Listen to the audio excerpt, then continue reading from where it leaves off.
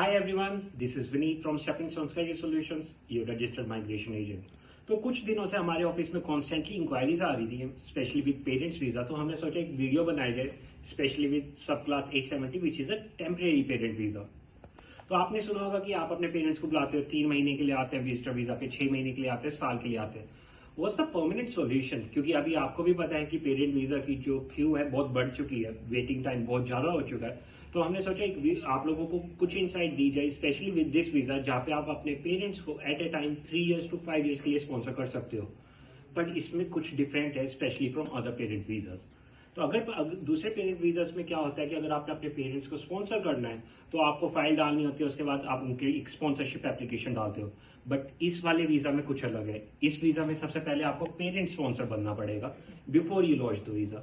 तो parent sponsor बनने के लिए क्या रिक्वायरमेंट्स है, तो हमने सोचा इस वीडियो में बताया जाए आपको क्या इंपॉर्टेंट थिंग है जो कंसिडर करी जा सकती है before you apply for the visa.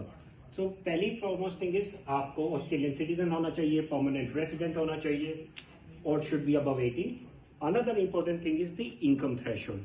तो ये चीज इस वीजा को दूसरी वीजा से डिफरेंट करती है, क्योंकि इसमें आपको एक पेरेंट स्पॉन्सर बनना पड़ता है। तो पेरेंट स्पॉन्सर बनने के लिए जो इनकम थ्रेशोल्ड है वो है $83,454.80।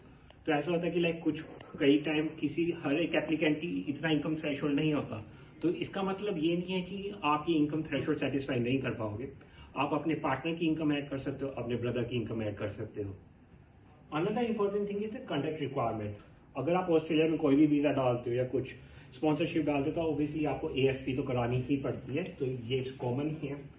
अनदर इंपॉर्टेंट थिंग इज इसमें आप एट अ टाइम केवल 2 पेरेंट्स को स्पॉन्सर कर सकते हो। So these are the important things that needs to be considered. So we thought we should emphasize before you apply to become a parent sponsor. Once you become a parent sponsor, now the next step is to apply for the visa.